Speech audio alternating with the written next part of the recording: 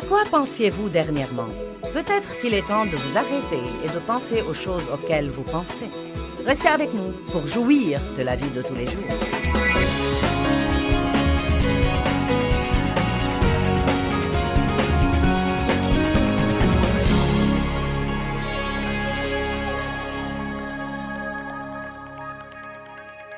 Eh bien, la pensée, la pensée, la pensée. Qui croit que ce ne serait pas beau à voir si votre pensée se transformait tout à coup en un écran de cinéma que tout le monde pourrait regarder?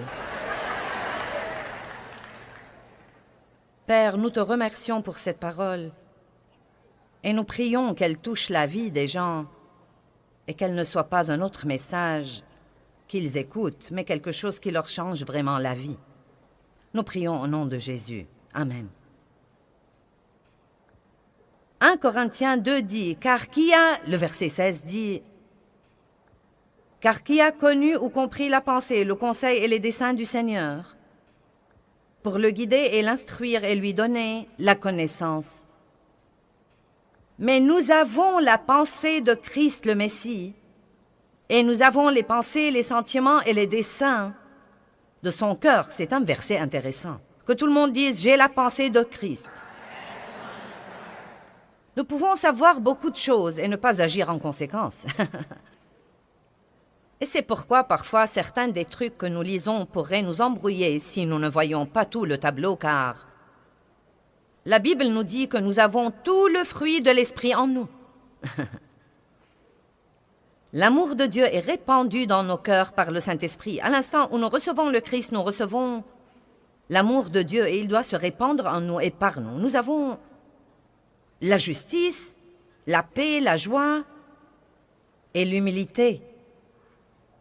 Toutes sortes de choses merveilleuses, la maîtrise de soi. Vous dites, eh bien, où sont-elles si je les ai? Eh bien, quand vous êtes régénéré, et c'est quelque chose que de plus en plus de gens doivent comprendre, c'était merveilleux pour moi de le comprendre. Quand vous êtes régénéré, quand vous recevez le Christ comme sauveur, il vient vivre dans votre esprit. Et votre esprit se sanctifie et devient parfait parce que Dieu ne peut pas demeurer quelque part où il y a le moindre péché. Donc vous êtes purifié de l'intérieur. La Bible dit, celui qui n'a pas connu le péché est devenu péché afin que nous devenions justice de Dieu en lui. Donc, vous voyez, la Bible parle de ce que vous êtes dans l'esprit et parfois, votre expérience de ce que vous êtes dans l'esprit et de ce que vous faites dans le naturel et dans le royaume de l'âme ou dans la chair sont tout à fait opposés. Et c'est pourquoi Paul dit dans Romains 7, « Quel est mon problème? La chose que je veux faire, je ne la fais pas, et la chose que je ne veux pas faire, je la fais toujours. » Eh bien, si je pêche alors que je ne veux pas pécher, est-ce vraiment moi qui commets le péché? Je disais, « Oui, Paul, j'ai eu un de ces jours-là. Je ne savais pas que quelqu'un d'autre que moi le ressentait. » Mais la chose qui m'a vraiment aidé à comprendre est dans 1 Jean 3,9 qui dit que nous recevons la semence, L majuscule, S majuscule du Dieu Tout-Puissant, que quand quelqu'un est régénéré, il ne peut pas continuer exprès, délibérément, obstinément à pécher, parce que la Bible dit qu'une personne régénérée reçoit la semence du Dieu Tout-Puissant. Wow! Donc si nous pouvons voir un peu quand une femme tombe enceinte, la semence de son mari se plante dans son utérus et elle est enceinte de son enfant, et cet enfant aura beaucoup de ses caractéristiques. Il peut lui ressembler, il peut avoir beaucoup de ses traits particuliers, mais il commence comme une graine et personne d'autre que la femme ne sait qu'elle est tombée enceinte. Et donc, si c'est une bonne façon d'en parler, et je crois qu'elle est bonne, quand vous êtes régénéré, quand vous recevez le Christ comme votre sauveur, vous tombez littéralement enceinte de tout ce que Dieu est. Vous recevez la semence de Dieu. Non, mais cela en soi devrait vous exciter jusqu'au retour de Jésus. Vous avez Dieu en vous. Maintenant, nous avons toutes ces choses en nous, mais voilà le problème. Elles devraient être développées. Donc, si vous ne les développez pas, vous arrivez quasiment au point où vous n'êtes même pas sûr que vous les avez, car après tout, vous ne voyez rien et vous ne sentez même rien de différent. Vous savez, quand une femme tombe d'abord enceinte et vraiment... Non mais, ma belle-fille est enceinte, mon bébé, mon Benjamin, sa femme est maintenant enceinte et... Donc, mon bébé va avoir un bébé et c'est vraiment cool. Mais, à la voir, on ne dirait pas qu'elle est enceinte. Et si vous lui demandez ce qu'elle ressent, elle dit, vous savez quoi?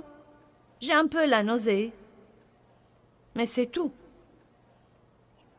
Et donc, elle doit croire par la foi que cette petite semence travaille au-dedans d'elle et que ce fœtus se développe et que dans peu de temps, elle va donner naissance à un bébé en bonne santé. Dieu m'a donné un moyen de l'expliquer en utilisant un appareil photo. Voyons un peu. Pierre, je ne vais pas te voir pour quelque temps, je vais donc te photographier, ça va? Car tu es très beau, je veux me rappeler tes traits. Donc c'est parti, j'ai photographié Pierre. Maintenant, quelqu'un pourrait dire « Oh, tu as une photo de Pierre, puis-je la voir ?» Je ne peux pas te la montrer, je l'ai, mais... je ne peux pas te la montrer. Eh bien, je l'ai, mais je ne peux pas te la montrer avant qu'elle ne se soit développée. Je vais juste dire ça pour faire bonne mesure. Nous en reparlerons demain, mais... elle doit se développer dans une chambre noire.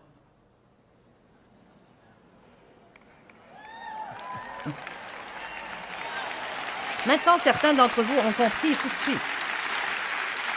En fait, je ne me rappelle pas la référence biblique en ce moment, mais il y a un verset magnifique où Jésus dit « Ce que vous apprenez dans les ténèbres, dites-le dans la lumière. » Vous voyez, j'ai beaucoup à dire maintenant. Bon sang, j'ai vraiment beaucoup à dire. Je parle de n'importe quel problème que vous avez. Et n'importe quel problème que vous avez, j'ai probablement un livre ou une série de CD ou de DVD là-dessus. C'est que j'avais la plupart de ces problèmes-là. Je n'ai pas reçu ces messages dans la lumière, mais je les ai reçus dans les ténèbres. Je les ai reçus dans les périodes difficiles. Je les ai reçus en endurant des choses moi-même, en laissant Dieu s'occuper de moi, en versant de chaudes larmes. Et maintenant, je peux les partager dans la lumière. Tant de personnes abandonnent dans les périodes difficiles. Vous ne devez pas être une personne qui abandonne. Vous devez vous décider à aller jusqu'au bout. Maintenant, écoutez. Concernant nos œuvres, les choses que nous faisons, je crois qu'il y a beaucoup de confusion au sujet des choses que nous faisons par rapport à ce qu'il y a dans notre cœur. Et comprenez que les gens sont impressionnés par ce que nous faisons, mais Dieu n'est pas le moins du monde impressionné par ce que nous faisons, à moins qu'il ne soit accompagné par une bonne attitude. Et c'est une des raisons pour lesquelles nous devons faire très attention à nos pensées, car la Bible parle du cœur et de la pensée de façon interchangeable. Et donc, si votre cœur n'est pas juste, si votre pensée n'est pas juste, si vous ne pensez pas à quelque chose comme il faut, quelle que soit la bonne œuvre que vous faites, si vous ne la faites pas pour une bonne raison, vous n'aurez pas de récompense. Et croyez-moi, il y aura beaucoup de gens déçus au jour du jugement. Mais nous verrons au ciel beaucoup de gens que nous ne nous attendions pas à voir là, parce que nous restons occupés à juger ce que nous voyons. Et si les autres ne font pas les choses comme nous les faisons, nous supposons qu'ils ne le font pas comme il faut. Et s'ils ne les font pas selon nos règles confessionnelles, ils ne les font pas comme il faut. Mais Dieu voit le cœur.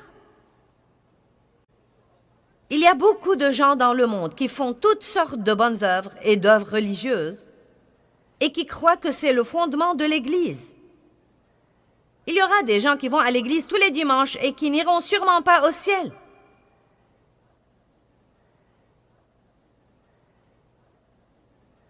Cela est essentiel et donne vraiment à réfléchir.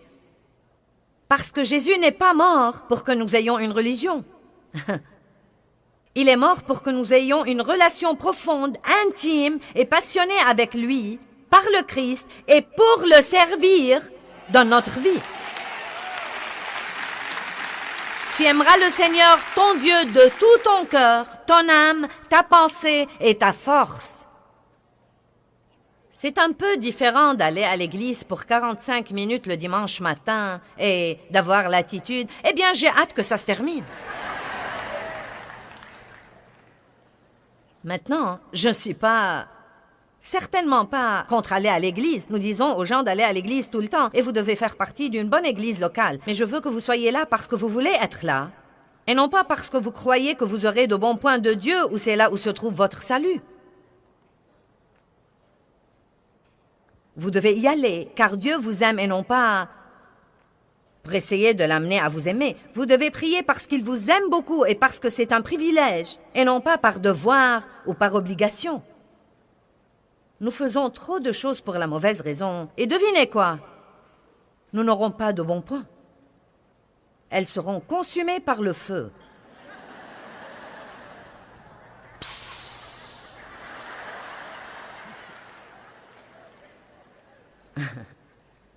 1 Corinthiens 3, 11.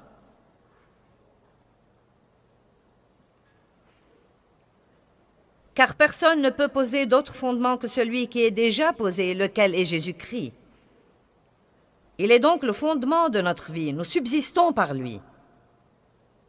Mais si quelqu'un bâtit sur ce fondement, avec de l'or, de l'argent, des pierres précieuses, du bois, du foin ou du chaume, on peut donc bâtir avec différents trucs. L'œuvre de chacun sera simplement, ouvertement connue et manifestée pour ce qu'elle est, car le jour de Christ la fera connaître parce qu'elle se révélera dans le feu. Et le feu éprouvera et jugera sévèrement la qualité et la valeur de l'œuvre de chacun.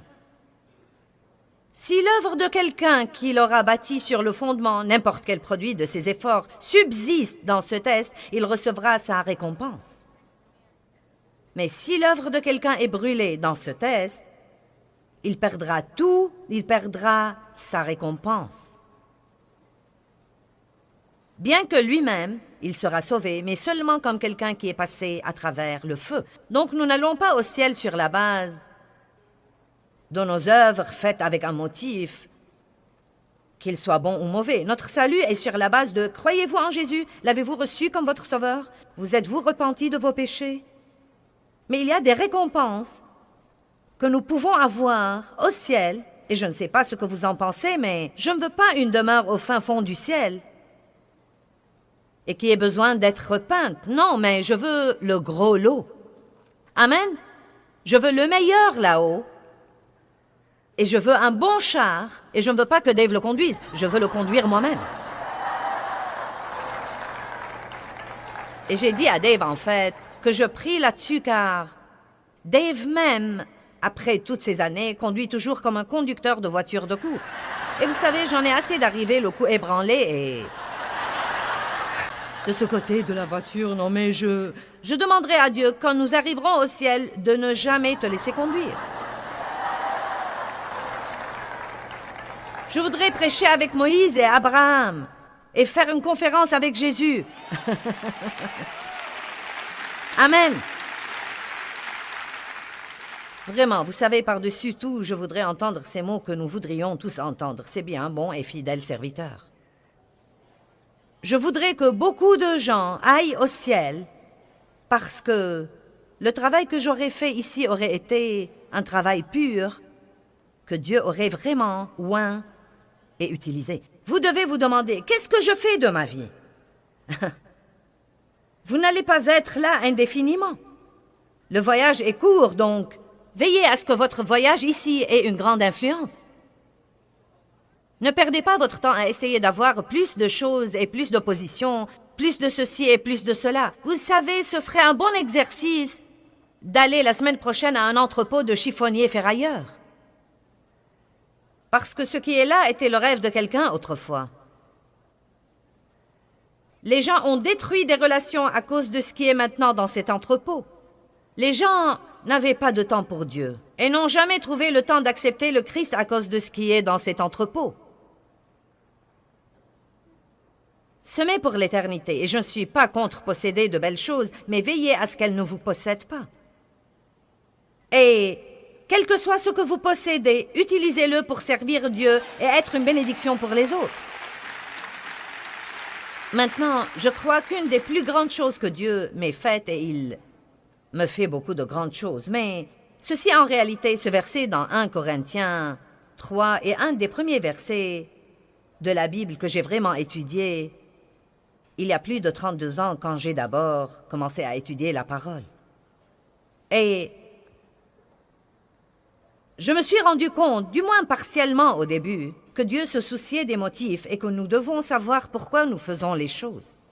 Ce n'est pas ce que nous faisons qui impressionne Dieu, mais pourquoi nous le faisons. Eh bien, trop de gens font des choses qui sont bonnes aux yeux des gens, mais ils les font pour les mauvaises raisons. Ils les font pour attirer l'attention, ou ils les font pour plaire aux gens. Peut-être même qu'ils n'aiment pas les faire, mais quelqu'un d'autre veut qu'ils les fassent. Et vraiment, leur cœur n'est même pas tranquillisé là-dessus, mais ils les font juste pour faire plaisir aux autres. Eh bien, vous pouvez leur faire plaisir, mais ça ne fait pas plaisir à Dieu. Nous faisons beaucoup de choses par devoir et parce que nous y sommes obligés, et c'est bon en partie, mais si vous exagérez, cela peut devenir un vrai problème dans votre vie. Et donc, ça m'a aidé au début. Mais je ne sais pas quand, peut-être il y a 20 ans. Dieu a passé pas mal de temps à m'apprendre l'importance de la vie intérieure. Et je me permets de dire que c'était un des points culminants de ma vie chrétienne. Vous savez, bien sûr, le salut vient d'abord. Et le plein du Saint-Esprit est merveilleux. Vous savez, vous recevez le Saint-Esprit quand vous êtes régénéré. Il vient habiter en vous. Mais le plein du Saint-Esprit, c'est un moment dans votre vie où vous vous rendez. Vous voulez que Dieu utilise chaque partie de vous et vous avez besoin de sa puissance. Car bien que vous soyez sauvés, vous ne vivez pas vraiment dans la victoire que vous devez avoir. La chose suivante qui était vraiment merveilleuse pour moi était d'apprendre l'importance de la présence de Dieu et de comprendre que Dieu est avec nous tout le temps et que si nous nous faisons à cette idée, nous pouvons reconnaître ce fait et en jouir et apprendre à chercher Dieu pour sa personne et non pas pour ce qu'il pourrait nous donner. Et ensuite, la quatrième chose qui était une vraie apogée spirituelle pour moi, c'était d'apprendre l'importance de la vie intérieure et que Dieu veut vraiment, vraiment, vraiment que ce qui se passe au-dedans de nous soit juste et pur, nos pensées et nos attitudes et nos motifs. Chaque fois que j'enseigne sur les motifs, le silence règne vraiment. Et il n'y a pas de mal à ça, car franchement, parfois, nous ne nous taisons pas assez pour faire attention à ce qui se passe au-dedans de nous. Nous restons occupés à impressionner les autres. Et nous nous laissons entraîner par ce que pensent les autres et par nos apparences et par notre niveau de succès. Et nous ne comprenons rien. Nous ne comprenons vraiment rien. Je ne vais pas y ouvrir, mais 1 Pierre 3 dit que c'est l'homme caché du cœur. Non mais, eh bien, je vais en fait y ouvrir car je veux vous montrer quelque chose. 1 Pierre 3, versets 3 et 4.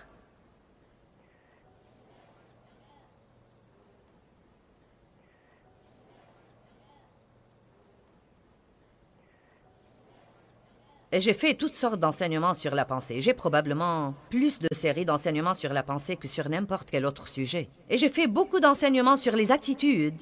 Et nous devons écouter ces trucs tout le temps, car c'est tellement facile d'avoir de mauvaises pensées. Et tant de gens disent « Ma vie pue, vous feriez mieux d'examiner vos pensées. » Car là où la pensée va, l'homme suivra. Si vous n'aimez pas votre vie aujourd'hui, c'est à cause de ce que vous avez pensé hier. Et si vous voulez aimer votre vie demain, changez votre pensée aujourd'hui. Amen. 1 Pierre 3:3. Que votre parure ne soit pas purement ou uniquement une parure extérieure, cheveux tressés, toilettes et habits élégants et bijoux d'or et toilettes et habits élégants. Maintenant, certains gens ont dit, vous ne devez pas porter de bijoux, vous ne devez pas vous tresser les cheveux, vous ne devez pas vous maquiller et porter des toilettes élégantes. Ce n'est pas ce que dit la Bible vraiment. Elle ne parle même pas de ça. Pourquoi Dieu aurait-il créé les couleurs s'il ne voulait pas les voir sur nous? Oui. La Bible dit, ne soyez pas uniquement ou purement préoccupés par cette parure extérieure, mais que ce soit la parure et la beauté de la disposition cachée du cœur, avec le charme incorruptible et impérissable d'un esprit doux et paisible, qui n'est ni inquiet ni troublé, mais qui est d'un grand prix devant Dieu. Si nous ne savons pas ce qui se passe à l'intérieur de nous, nous aurons toutes sortes de mauvais comportements et nous en attribuerons la responsabilité aux autres. Prenons par exemple Marie et Marthe. Est-ce que tout le monde connaît l'attitude de Marthe, la sœur de Marie? C'est dans Luc 10, si vous ne la connaissez pas. Ce sont deux sœurs que Jésus connaissait bien et visitait souvent. Et il est venu à leur maison et, bon sang, Marthe était la première à lui ouvrir la porte et à l'accueillir. Et Marie s'était assise à ses pieds parce qu'elle y a vu une occasion à ne pas manquer. Mais Marthe était occupée et distraite, dit la Bible, par beaucoup de services. Puis elle a commencé à se vexer parce que Marie écoutait Jésus pendant que Marthe faisait le travail. Donc Marthe vient à Jésus et lui dit, « Eh bien, tu ne vas pas lui demander de m'aider? Ce n'est pas juste que je fasse tout le travail. » Et Jésus lui dit, « Marthe, Marthe. » Ça aurait pu être Fred, ce n'est pas parce que vous n'êtes pas une femme que ça ne s'applique pas à vous. À ceux qui sont ici et à ceux qui nous regardent à la télé, je vous vois là-bas. Fred et Marthe.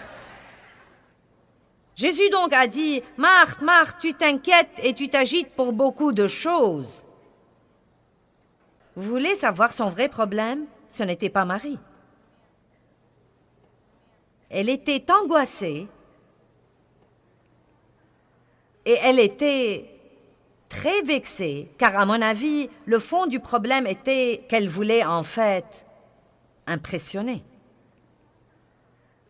Tout devait être impeccable, tout devait être parfaitement en ordre.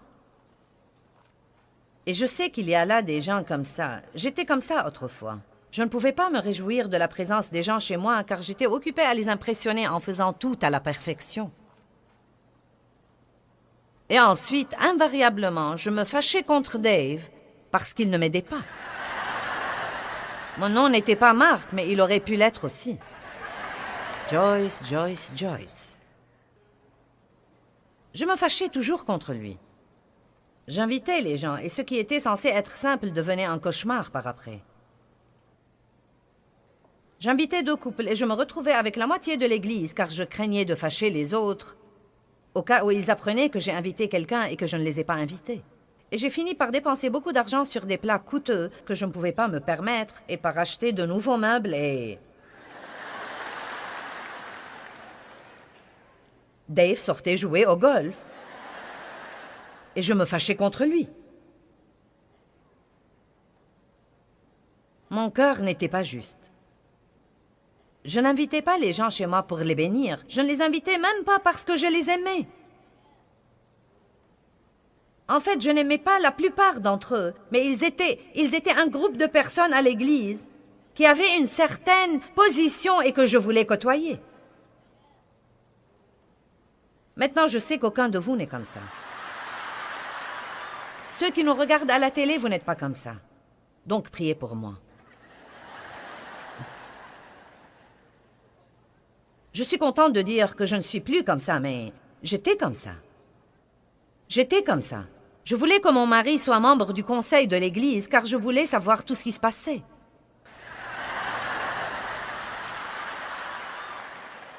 Peu m'importait qu'il serve Dieu comme membre du conseil. Je voulais juste savoir ce qui se passait. Nous pourrions avoir des scoops s'il était membre du conseil. Vous savez, j'en suis maintenant au stade où je peux l'admettre et étaler ce genre de truc au grand jour. Mais le plus triste dans l'histoire, c'est que beaucoup de gens pratiquants vivent dans ce gâchis toute leur vie. Ils n'ont jamais de joie, ils n'ont jamais de témoignage et bon sang, ils seront complètement déçus au jour du jugement.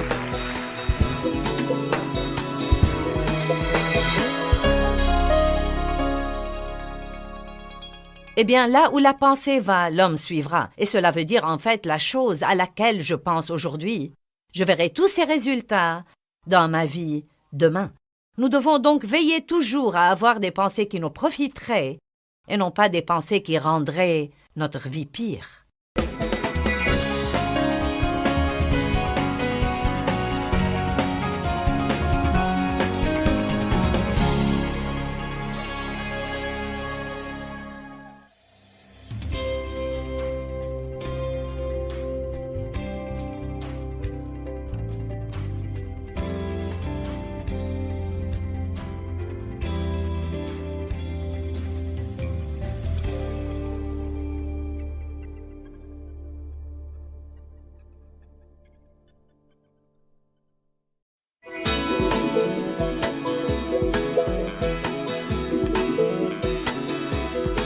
Eh bien, nos pensées peuvent soit nous aider, soit nous faire du mal. Donc, si vous luttez avec vos pensées, ne ratez pas notre émission d'aujourd'hui.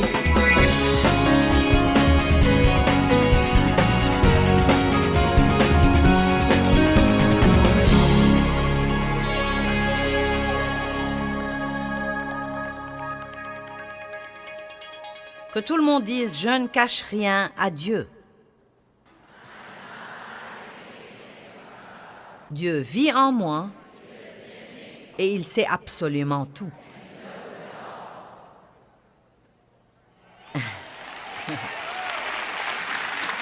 Maintenant,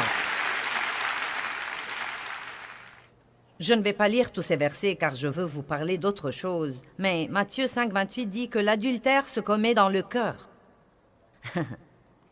Ce qu'il ne faut pas, c'est regarder une femme pour la convoiter.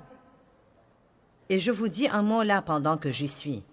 Toute cette pornographie absurde qui a lieu aujourd'hui, non mais c'est un piège du diable et vous feriez mieux de la fuir comme fuir la peste. Vous croyez que vous êtes à l'abri tant que vous regardez tout simplement et que vous ne touchez pas. Mais c'est une pensée trompeuse. Car si vous avez commis l'adultère dans votre cœur, c'est comme si vous l'aviez commise en réalité. La Bible dit que haïr son frère équivaut à l'assassiner. Vous feriez mieux de commencer à pardonner aux autres. Ne passez pas votre vie offensée. Oh, ce qu'on m'a fait est vraiment injuste. Oh, essayez de vous oublier. Essayez de comprendre ce que vous faites vous-même aux autres.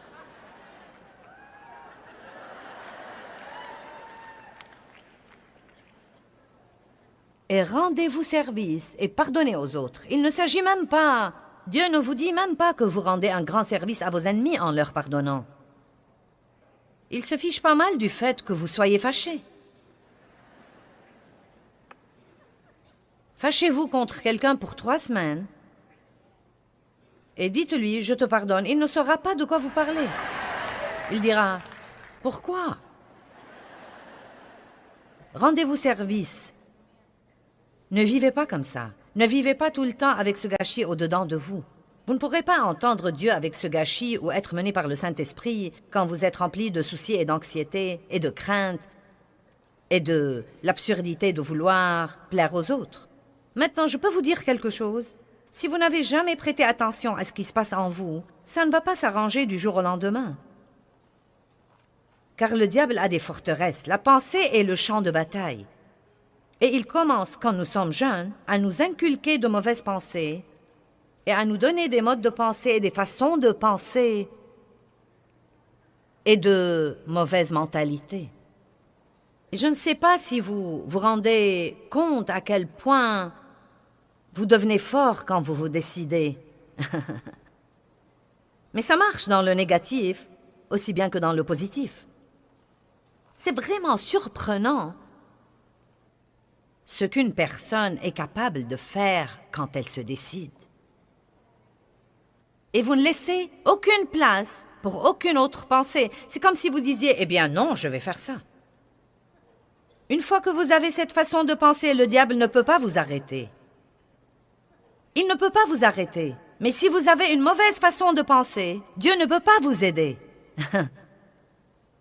Il peut vous montrer la vérité. Le diable travaille si dur pour vous éloigner de la parole. C'est la seule vérité que nous avons. Qu'est-ce que la vérité? Jésus dit « Je suis la vérité ». Quel chemin emprunter dans la vie? Jésus dit « Je suis le chemin ». Où est-ce que je peux trouver une vie? Jésus dit « Je suis la vie ». Ce que vous cherchez se trouve en lui. Dieu a mis le tout en lui et vous l'a donné en cadeau, et il viendra vivre en vous. Et par lui, vous pouvez avoir une vie formidable. Mais vous ne le saurez pas si vous ne lisez pas sa parole.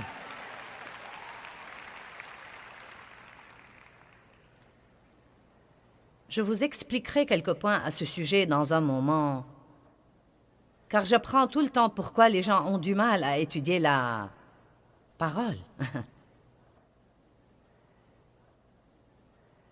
Regardons Genèse 4. Genèse 4, 1. Adam connut Ève, sa femme, elle conçut et enfanta Caïn, et elle dit « J'ai formé un homme avec l'aide de l'Éternel. » Ensuite, elle enfanta encore son frère Abel. Abel faisait paître les moutons, mais Caïn cultivait la terre. Maintenant, la Bible ne dit pas ceci, mais d'après ce qui arrive dans les versets d'après, ça ne me surprendrait pas qu'il y ait un problème qui couvait déjà juste parce qu'ils étaient différents. Nous pouvons avoir des difficultés avec les gens juste parce qu'ils ne sont pas comme nous. Et au bout de quelque temps, Caïn fit à l'Éternel une offrande des fruits de la terre, et Abel apporta des premiers-nés de son troupeau et de leur graisse. Et l'Éternel eut égard à Abel et à son offrande, mais à Caïn et à son offrande, il n'eut pas égard. Donc, Dieu a aimé l'offrande d'Abel parce qu'il avait donné ce qu'il avait de mieux. Dieu n'a pas aimé l'offrande de Caïn, et il le lui a dit. Et la réaction de Caïn était de s'irriter et de s'indigner et de s'attrister et de se déprimer. Bon, quand Dieu vous corrige, vous réagissez de deux façons. Vous pouvez soit vous irriter, vous attrister et vous déprimer, soit dire « Merci Seigneur de me l'avoir montré et je veux certainement être tout ce que tu veux que je sois et donc, s'il te plaît, pardonne-moi et change-moi. » C'est ce que vous devez faire. Vous ne devez même pas changer. Accordez-vous avec Dieu et demeurez dans la parole et il vous changera. Et l'Éternel dit à Caïn, « Pourquoi es-tu irrité? Et pourquoi es-tu triste et déprimé et abattu? » C'est le verset 6, Genèse 4, 6. Faites attention au verset 7. « Si tu fais bien, ne seras-tu pas agréé? Et si tu ne fais pas bien, le péché est couché à la porte, et son désir sera tourné vers toi. » Écoutez les mots d'après. « Mais toi, tu dois le dominer. » Il dit, tu dois le dominer. Nous allons prêcher ce week-end sur le péché. Pourquoi est-ce que vous n'acclamez pas? Si j'avais dit sur la prospérité, vous auriez tous acclamé. Si j'avais dit sur les miracles, vous auriez tous acclamé. Et nous allons prêcher sur le péché parce que c'est un problème. Et il y a trop de gens qui vivent n'importe comment et ne s'occupent pas des trucs dont ils devraient s'occuper. Dieu les convainc. Et ils s'irritent, exactement comme Caïn. Dieu a dit à Caïn, le diable te poursuit. Et tu dois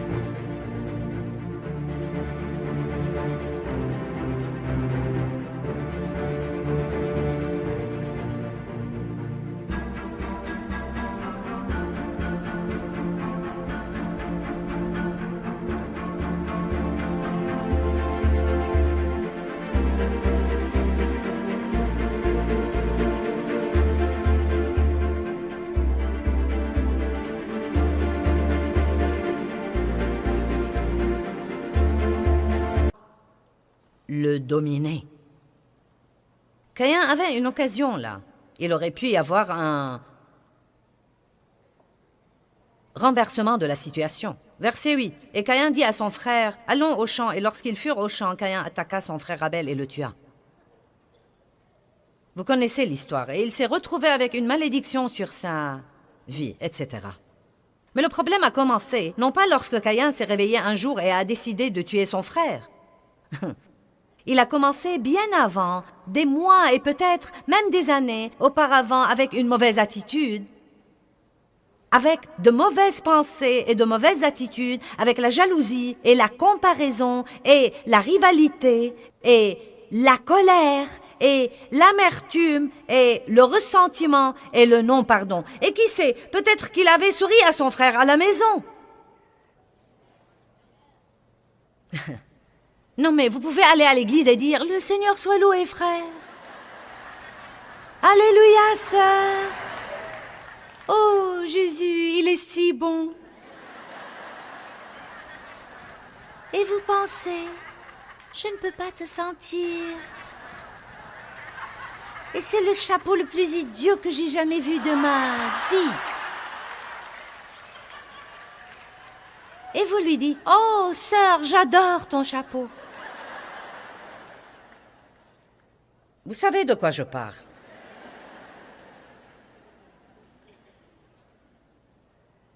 Est-ce que Dieu aime la condition de votre pensée?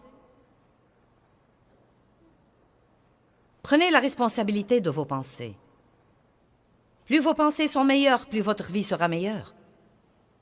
Plus vos pensées sont meilleures, plus le ciel sera content de vous. Choisissez vos pensées avec soin. Romains chapitre 8, versets 4 jusqu'à 6.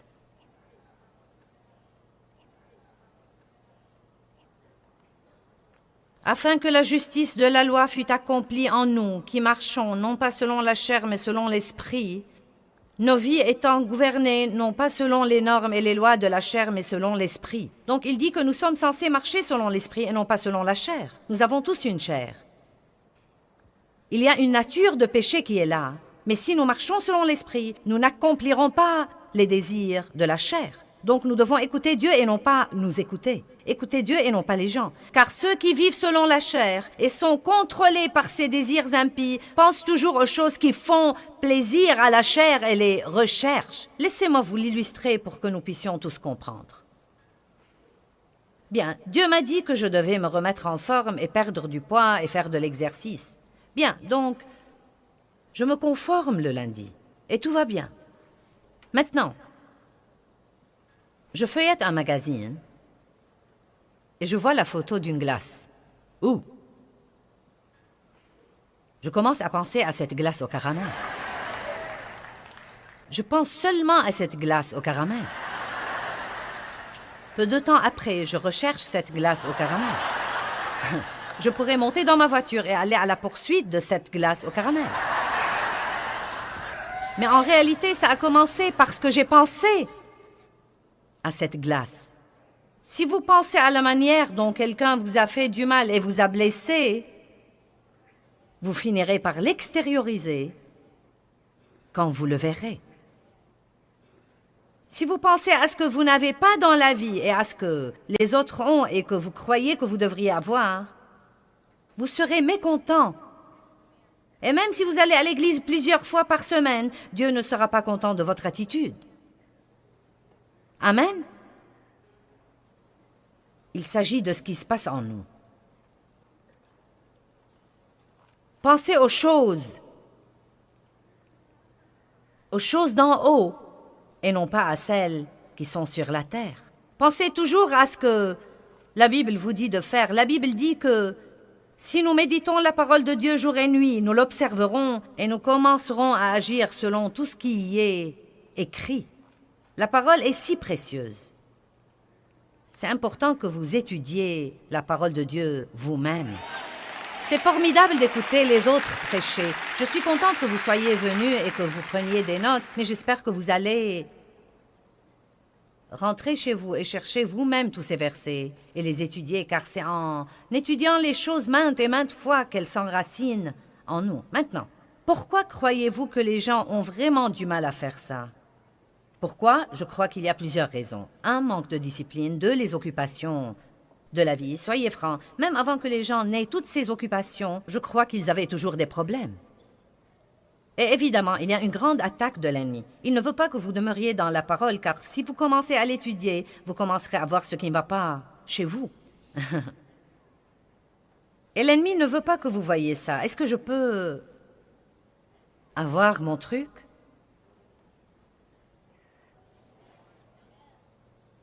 La Bible dit que la parole ressemble à un miroir. Et quand nous la regardons, nous voyons le Christ, mais nous voyons aussi ce que nous ne sommes pas. Oups, ça va.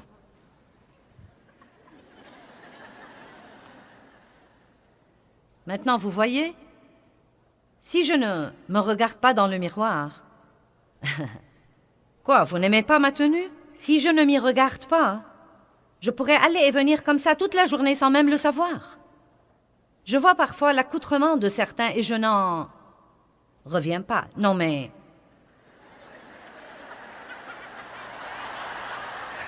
Non, mais je pense... Vous ne vous regardez pas dans un miroir avant de sortir?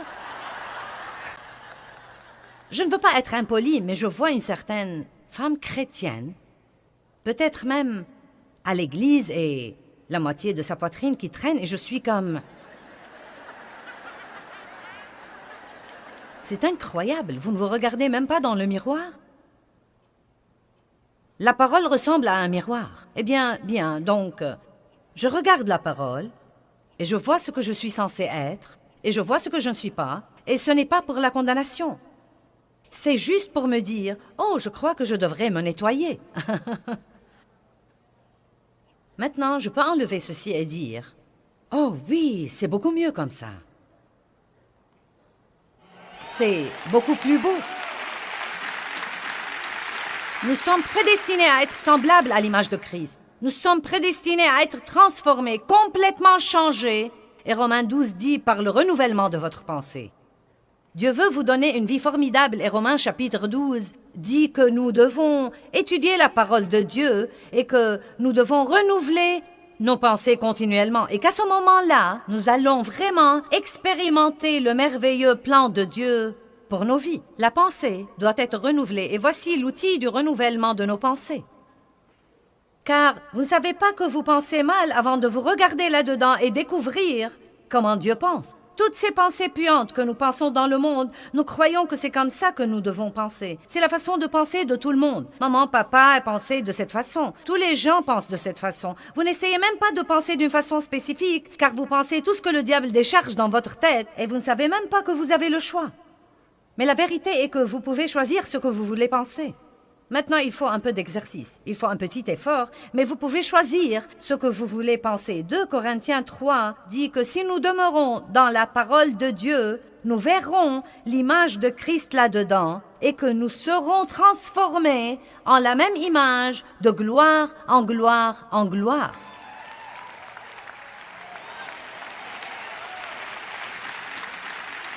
Maintenant, je veux que vous compreniez ceci parce que c'est très important. J'y ai pensé dernièrement.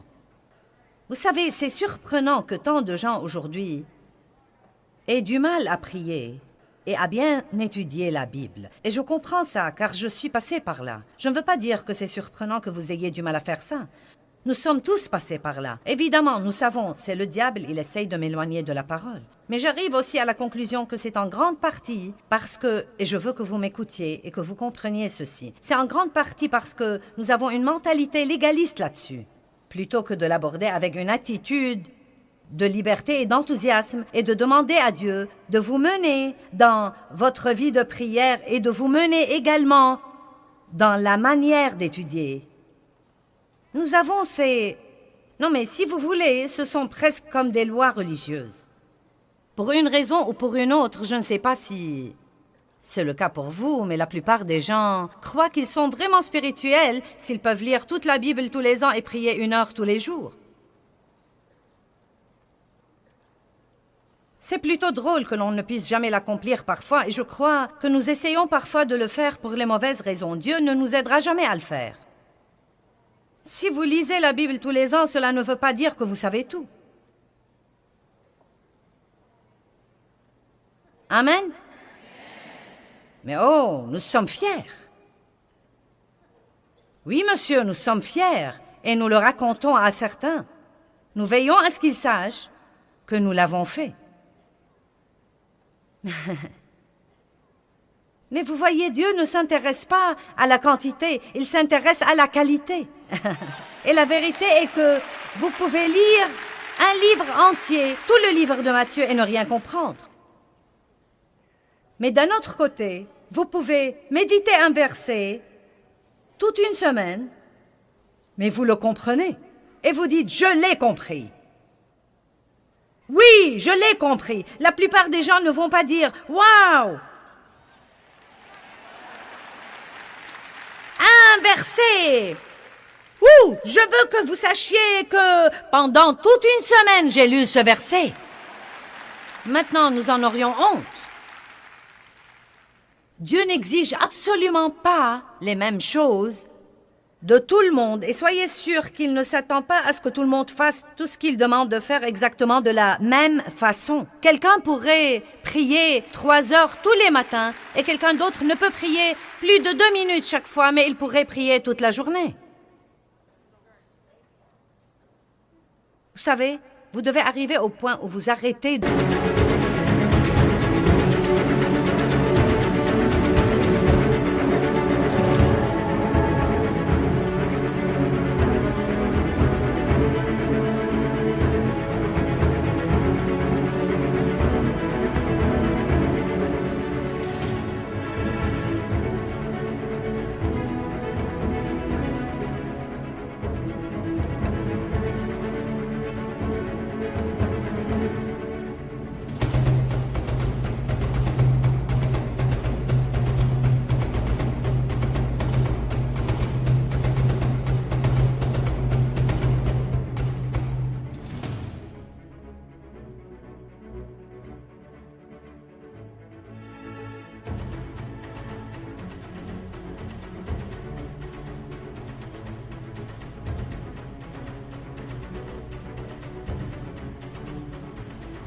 tout compter. Vous savez que David a en fait été maudit parce qu'il a compté le peuple. Et parfois nous comptons beaucoup trop. Combien de fois ai-je prié? Combien ai-je lu? Combien de fois ai-je fait ceci? Combien ai-je fait cela? Et combien de fois suis-je allé à l'église? Pourquoi n'apprenez-vous pas à vivre avec Dieu et chaque fois que vous en avez l'occasion, vous essayez de lire la parole? Ce pourrait être un repas complet ou être un petit quelque chose. Cela pourrait être lire une page quand vous êtes dans la salle de bain. Est-ce que vous me suivez là-bas? Débarrassez-vous de toutes ces mentalités légalistes et de ces idées préconçues sur la manière dont vous devez faire ça. Vous n'êtes pas censé le faire comme Charles Finney le faisait, vous n'êtes pas censé le faire comme Billy Graham le fait, ou comme Joyce Meyer le fait. Vous n'êtes pas censé le faire comme... Vous devez juste prier et laisser Dieu vous donner un plan pour votre vie et le suivre.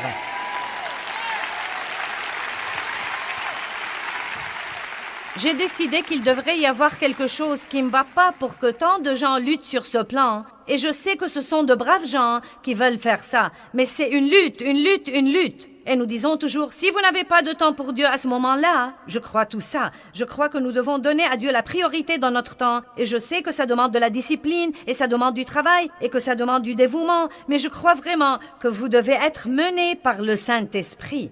Il y a des gens qui sont mieux le matin et d'autres mieux le soir. Mon mari a dû pendant des années se lever tôt pour aller au travail, pour pouvoir étudier avant de partir, et il passait son heure du déjeuner tous les jours, pendant des années, à marcher dans le quartier où se trouvait son lieu de travail et à parler à Dieu. Et il arrivait au travail un peu tôt et il lisait. Et vous savez, il étudiait quelques versets, il lisait la Bible. Et vous savez, Dave a un ministère mondial. Il n'a pas suivi un certain modèle, il a simplement suivi Dieu. Or moi, j'étudie beaucoup, mais Dieu m'a appelée à être enseignante. Et donc, il m'a donné le don et la capacité de faire ça. J'aime beaucoup ça. Je suis passionnée de ça. Si je peux avoir toute une journée pour étudier, c'est comme si j'étais déjà au ciel. Je ne peux pas du tout m'attendre à ce que tout le monde fasse tout exactement comme moi, car vous avez peut-être le don de l'encouragement et que vous passez votre journée à encourager les gens que j'ai renversés en essayant de bâtir mon ministère. Je ne sais pas. Allez!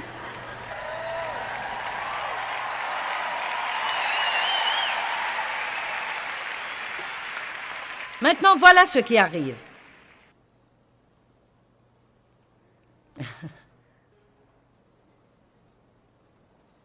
La Bible dit que nous serons modelés à l'image de Christ. Eh bien,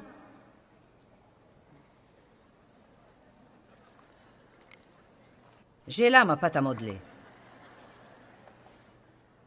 C'est vous et moi.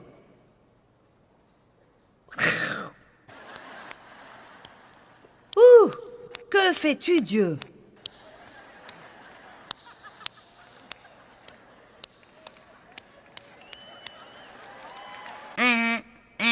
Bien, le voilà. C'est un exemple épouvantable, mais nous allons prétendre que c'est Jésus. Bien, regardez.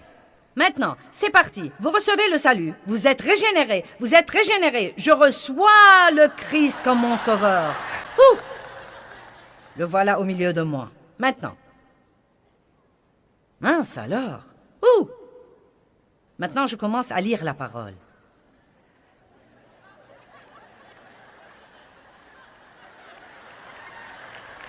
Vous pouvez le voir de ce côté. Une très bonne vue d'ici, mais personne d'autre ne peut vraiment juger. Tu as un travail, Joyce?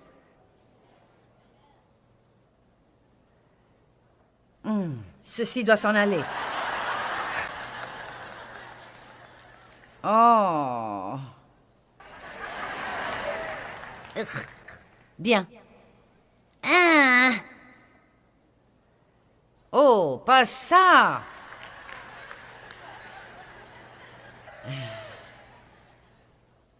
Et chacune de ces choses peut prendre 20 tours autour de la montagne dans environ 10 ans.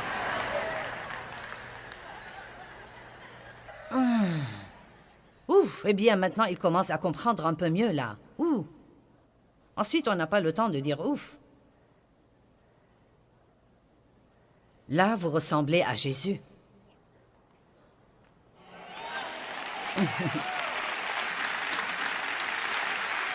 Laissez la parole de Dieu renouveler votre pensée. Apprenez à bien penser. Apprenez à prendre position contre le péché et prenez la décision de vivre pour la gloire de Dieu.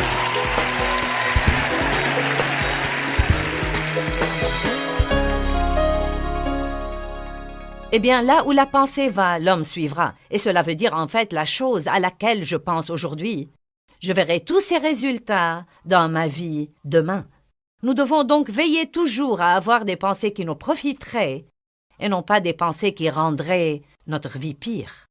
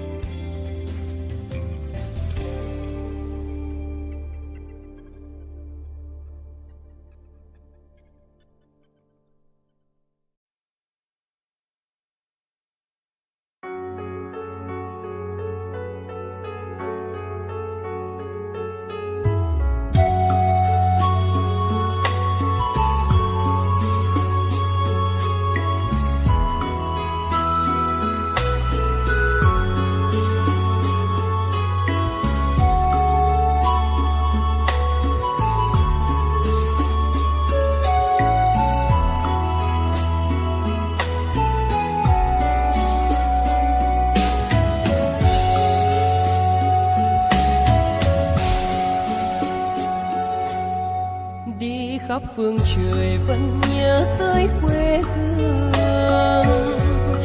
Người về đây thăm làng trù quê mẹ và làng sen quê cha, xúc động bồi hồi người rơi giọt lệ thương mái nhà tranh.